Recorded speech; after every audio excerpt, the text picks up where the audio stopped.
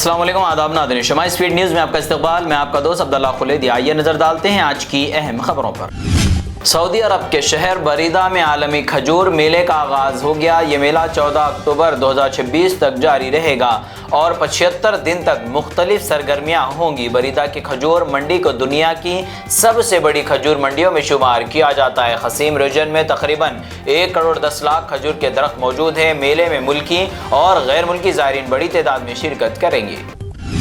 کبھی کیف و مستی میں آ کر تو دیکھو، مزے قربتوں کے اٹھا کر تو دیکھو، مجھے پوچھتے ہو کیا ہے مدینہ، ذرا تم مدینے میں جا کر تو دیکھو۔ جی ہاں، دنیا میں ایک ایسا شہر ہے جسے مدینہ کہتے ہیں، جہاں سارے مسلمانوں کا سکون ہے۔ گرمیوں کی تعطیلات کے دوران مدینہ منورہ میں ملکی اور غیر ملکی زائرین کی بڑی تعداد پہنچ رہی ہے۔ زائرین مسجد نبوی صلی اللہ علیہ وسلم کے علاوہ تاریخی اور مذہبی مقامات کی زیارت کر رہے ہیں۔ مسجد قباء اور مسجد نبوی صلی اللہ علیہ وسلم کو ملانے والا خوبصورت پیدل راستہ بھی توجہ کا مرکز بنا ہوا ہے۔ شہر میں ثقافتی پروگرام، موسمی بازار اور تفریحی سرگرمیوں کا بھی اہتمام کیا گیا۔ برطانیہ میں پیٹرول کی بڑھتی قیمتوں کے بعد پیٹرول چوری کے واقعات میں اضافہ ہو گیا۔ رپورٹ کے مطابق روزانہ تقریباً 2 لاکھ پاؤنڈ مالیت کا پیٹرول بغیر ادائیگی کے لے جایا جا رہا ہے۔ گزشتہ 5 مہینے کے دوران پیٹرول چوری کے واقعات میں 20% اضافہ ریکارڈ کیا گیا۔ ملک میں پیٹرول کی قیمت بھی بڑھ گئی ہے۔ بڑھتی قیمتوں کی وجہ سے پیٹرول پمپس کو بھاری مالی نقصان کا سامنا۔ آسٹریلیا کے شہر سڈنی میں ایک زیر تعمیر عمارت کا حصہ اچانک منہدم ہو گیا۔ واقعے میں 2 افراد ملبے تلے دب گئے اور انہیں تشویشناک حالت میں اسپتال منتقل کیا گیا۔ ملبہ قریب موجود پیٹرول پمپ اور وہاں کھڑی گاڑیوں پر بھی گر گیا۔ 5 دیگر افراد کا موقع پر ہی طبی معائنہ کیا گیا، تاہم انہیں اسپتال نہیں بھیجا گیا تھا۔ احتیاط کے طور پر قریبی عمارتوں اور پیٹرول پمپ کو خالی کروا دیا گیا۔ جن سوراج پارٹی کے بانی پرشانت کشور نے بنکی پور ضمنی انتخابات میں کامیابی حاصل کر لی۔ اس جیت کو بی جے پی کے لیے بڑا سیاسی جھٹکا قرار دیا جا رہا ہے۔ کامیابی کے بعد پرشانت کشور نے اپنے حامیوں کے ساتھ روڈ شو کیا۔ انہوں نے کہا کہ جمہوریت میں عوام کی مرضی سب سے زیادہ اہم ہوتی ہے۔ اس نتیجے کے بعد بہار کی سیاست میں نئی بحث شروع ہو گئی۔ یوتھ کانگریس نے طلبہ اور نوجوانوں کے لیے ملک گیر قانون ہیلپ لائن شروع کرنے کا اعلان کیا۔ تنظیم نے ہیلپ لائن نمبر 9811867474 جاری کیا۔ دھمکی، آن لائن ہراسانی یا دیگر شکایت پر قانونی مدد فراہم کرنے کا دعویٰ کیا گیا۔ یوتھ کانگریس کے مطابق ضرورت پڑنے پر مقامی کارکن اور قانونی ٹیم بھی مدد کرے گی۔ تنظیم نے نوجوانوں سے ہراسانی کے واقعات کی اطلاع ہیلپ لائن پر دینے کی اپیل کی۔ اتر پردیش کے نائب وزیر اعلیٰ کیشو پرساد موریہ نے مدرسوں سے متعلق متنازع بیان دیا۔ مدرسوں کو دہشت گرد پیدا کرنے کی فیکٹریاں قرار دیا۔ جی ہاں، یہ وہی مدرسے ہیں جب لوگ مصیبت میں آتے ہیں تو مدرسے والے آگے بڑھ کر لوگوں کی مدد کرتے ہیں اور انہیں صحیح راہ بتاتے ہیں، اور یہ بیان ملونہ تسلیمہ نسرین کے مدرسوں سے متعلق تبصرے کے رد عمل میں دیا گیا۔ تسلیمہ نسرین نے بعض مدرسوں میں اصلاحات اور سرکاری نگرانی کی ضرورت پر زور دیا تھا۔ کرناٹک کے وزیر اعلیٰ ڈی کے شیو کمار نے کابینہ میں 19 نئے وزراء کو شامل کیا۔ لوک بھون میں منعقدہ تقریب میں نئے وزراء نے عہدے اور رازداری کا حلف لیا۔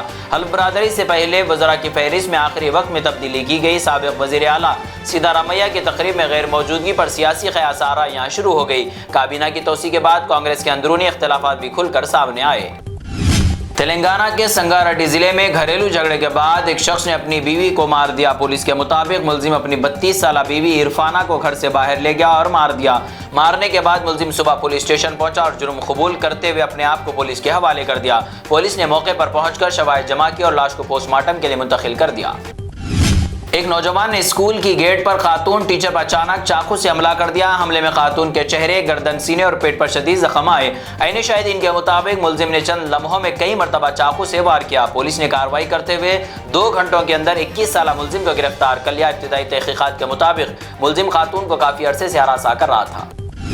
حیدرآباد کے مضافاتی علاقوں میں بزرگ اور معصوم شہریوں کو نشانہ بنانے والے A T M fraud group کا پردہ فاش ہو گیا۔ ملزمین مدد کے بہانے اے ٹی ایم پن معلوم کرتے اور اصل کارڈ بدل کر دوسرا کارڈ تھما دیتے تھے۔ امین پور پولیس نے 6 ملزمین کو گرفتار کر کے 130 A T M card, 2 swipe مشینیں اور نقد رقم برآمد کی۔ پولیس کے مطابق یہ گروپ سائبر آباد کے علاوہ ہریانہ میں بھی اس طرح کی وارداتوں میں ملوث رہا۔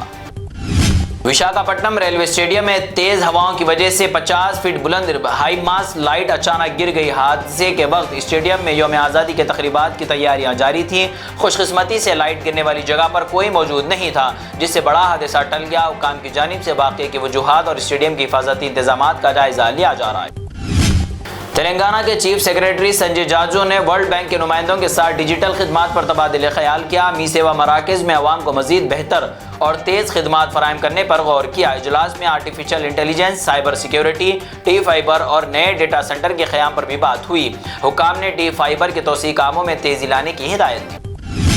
ایک طرف ایجوکیشن کو بڑھانے کی بات، دوسری طرف فیس بھی بڑھ رہی ہے۔ تلنگانہ میں پرائیویٹ تعلیمی اداروں کی بڑھتی فیس والدین اور سرپرستوں کے لیے بڑا بوجھ بنتی جا رہی ہے۔ رپورٹ کے مطابق 2026 تک کئی خانگی اسکولوں کے فیس میں 12 سے 14% تک اضافہ ہو چکا ہے۔ اسکول انتظامیہ بڑھتے اخراجات اور جدید سہولتوں کو فیس میں اضافے کی وجہ بتا رہے ہیں۔